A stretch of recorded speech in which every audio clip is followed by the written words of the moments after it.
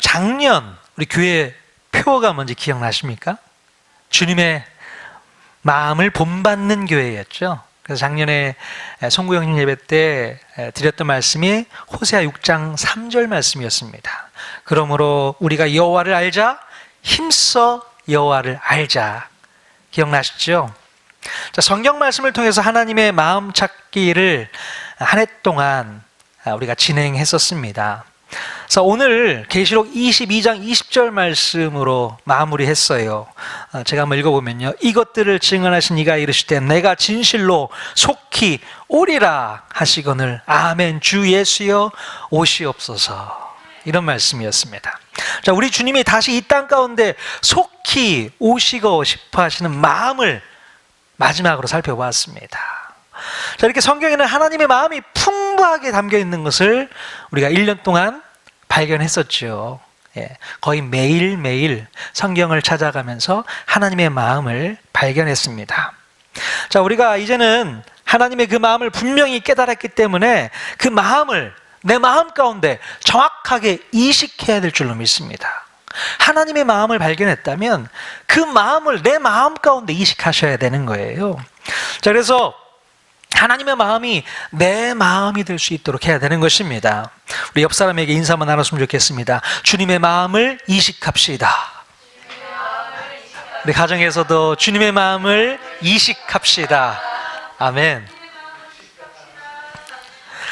자, 여러분, 성경에 기록된 하나님의 마음 가운데 가장 중요하게 반복적으로 나타내신 마음은 어떤 마음이었을까? 제가 쭉 살펴봤는데요, 이거 같습니다. 바로 온 민족과 열방을 향한 마음을 우리 하나님이 품고 계셨다는 것입니다. 그래서 올해 우리가 교회 표어를 열방을 향해 꿈꾸는 교회라고 지었습니다. 정말로 하나님께서는 온 민족과 열방을 향한 꿈을 꾸고 계셨을까요? 어떻겠습니까? 정말 그렇다면 그 꿈을 언제부터 우리 하나님이 꾸고 계셨을까요? 통성경 길라잡이를 공부하신 분들은 잘 아실 겁니다. 하나님께서는 당신의 마음을 아브라함에게 제일 먼저 표현하셨어요. 자, 창세기 12장 2절에서 3절 말씀 같이 읽겠습니다. 시작. 내가 너로 큰 민족을 이루고 내게 복을 주어 내 이름을 창대하게 하리니 너는 복이 될지라. 너를 축복하는 자에게는 내가 복을 내리고 너를 저주하는 자에게는 내가 저주하리니 땅의 모든 족속이 너로 말미암아 복을 얻을 것이라 하신지라. 아멘. 땅의 모든 족속이 너를 통해서 복을 얻게 될 거야. 그렇게 하나님께서 아브라함에게 제일 먼저 마음 표현을 하셨던 거예요. 자, 그 이후에 이제 야곱 자손들을 바로 입애굽 하게 하시고 나서 애굽에서 민족을 만들어내지 않습니까? 그 작은 부족을 민족으로 만들어내셔서 뭘 하시겠다는 겁니까? 바로 그들을 출애굽 시키셔서 시내산에서 하나님께서 새로운 제안을 하게 되는 것이죠. 어떤 제안인지 출애굽기 19장 5절에서 6절 말씀 같이 읽겠습니다. 시작. 세계가 다 내게 속하였나니 너희가 내 말을 잘 듣고 내 언약을 지키면 너희는 모든 민족 중에서 내 소유가 되겠고 너희가 내게 대하여 제사장 나라가 되며 거룩한 백성이 되리라. 아멘. 자, 이렇게 500여 년 전 아브라함 때 꾸셨던 꿈을 이제 이스라엘 백성들을 통해서 구체적으로 시작하시게 됩니다. 세계가 다 내 거야. 예, 그렇게 얘기하시는 거예요. 세계가 다 내게 속하였나니 이제 너희는 제사장 나라가 되어서 내 마음을 그들에게 알려줘. 이게 하나님의 제안이셨습니다. 자, 그래서 이스라엘 백성들은 바로 제사장 나라의 사명을 갖게 되었고 온 민족과 열방에게 복의 통로가 되는 사명을 감당하게 되었던 것입니다. 자, 그래서 한참 뒤에 이제 다윗 왕 때에 이스라엘이 그 어느 나라보다 막강한 군사력과 경제력을 가졌음에도 불구하고 결코 다른 나라를 공성전에서 쳐들어가지 않았다는 겁니다. 왜요? 하나님의 마음을 다윗이 알고 있었기 때문에 그렇습니다. 그 정도 실력, 그 정도 경제력, 그 정도 군사력이면 충분히 다른 나라 쳐들어가서 제국할 수 있어요. 하지만 다윗은 그거 하지 않았다는 거예요. 바로 제사장 나라의 충성도를 더 높여가면서 하나님의 꿈을 내 마음 가운데 심어 놓았던 것입니다. 그게 바로 다윗이었어요. 자, 그래서 하나님의 마음에 합하다는 칭찬을 다윗이 받게 되지 않습니까? 자, 그리고 이제 그의 아들 솔로몬이 아버지의 실력을 이어받게 됩니다. 그래서 성전을 다 건축하고 나서 기도할 때에 놀라운 기도를 하는 것을 볼 수 있어요. 어떤 기도를 하는가? 열왕기상 8장 41절에서 43절 말씀 같이 한번 읽겠습니다. 시작. 또 주의 백성 이스라엘에 속하지 아니한 자 곧 주의 이름을 위하여 먼 지방에서 온 이방인이라도 그들이 주의 크신 이름과 주의 능한 손과 주의 펴신 팔의 소문을 듣고 와서 이 성전을 향하여 기도하거든 주는 계신 곳 하늘에서 들으시고 이방인이 주께 부르짖는 대로 이루사 땅의 만민이 주의 이름을 알고 주의 백성 이스라엘처럼 경외하게 하시오며. 아멘. 솔로몬이 이런 기도를 한 거예요. 먼 나라에서 찾아온 이방인이라고 할지라도 하나님께서 그들의 기도 똑같이 들어주셔야 됩니다. 이 얘기를 하고 있는 거예요. 왜요? 하나님의 마음을 너무나도 잘 알고 있었기 때문에 그렇습니다. 자, 예루살렘 성전을 딱 짓고 나 보니까 그 전에 있었던 성막과 다른 점이 하나 생겼어요. 뭐가 달랐을까요? 성막과 예루살렘 성전 제일 크게 달라진 부분이 뭐냐면 이방인의 뜰이 생겼다는 것입니다. 이방인의 뜰. 성막에서는 없었는데 성전을 짓고 나니까. 여러분, 성전을 어떻게 지었습니까? 바로 다윗이 하나님으로부터 설계도를 받았잖아요. 설계도대로 지어놨더니 보니까 와우, 이방인의 뜰이 있는 겁니다.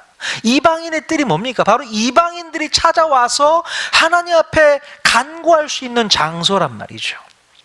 바로 이 솔로몬의 기도를 통해서 나중에 예수님께서 그 기도를 인용해서 내 집은 만민이 기도하는 집이야, 이렇게 이야기하고 있는 것을 우리가 신약 성경을 통해서도 살펴볼 수 있습니다.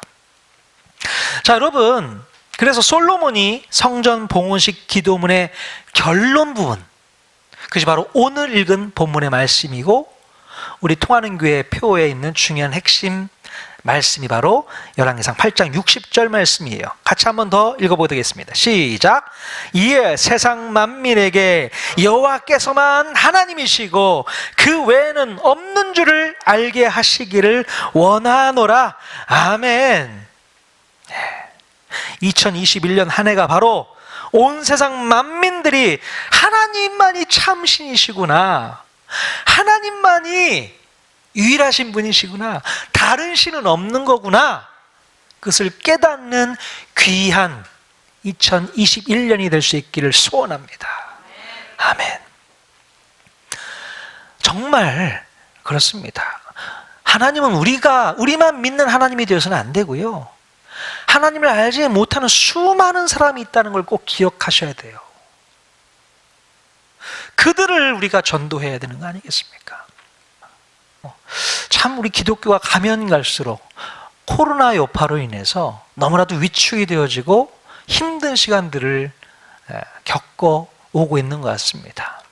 올해는 어떻게 바뀔지 모르겠어요. 상황이 더 좋아질지 아니면 더 안 좋아질지 두고 봐야 될 것 같습니다. 그러나 하나님께서 우리를 끝까지 붙잡아 주실 줄로 믿습니다.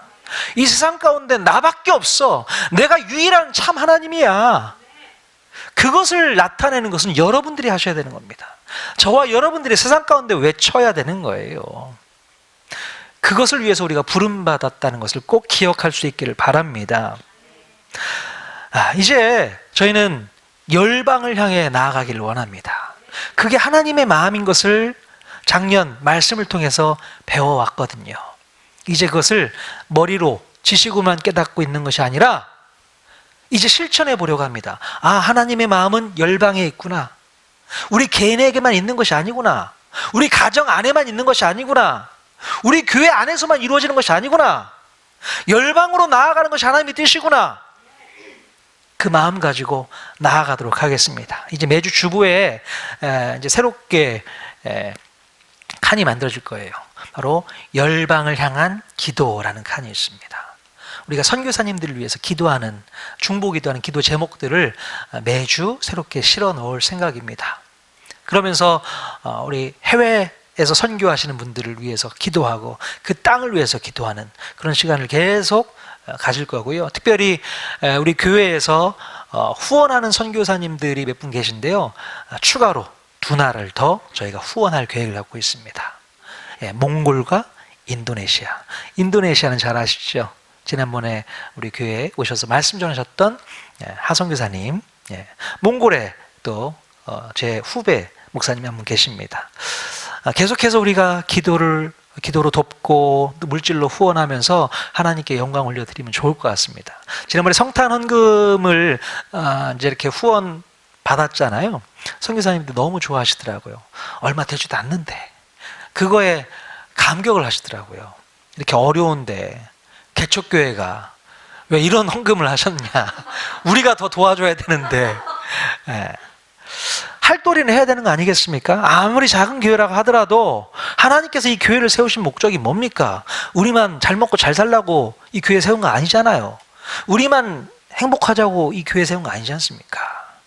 하나님이 기뻐하시는 일을 위해서 우리가 순종해야 됩니다. 달려가야 됩니다.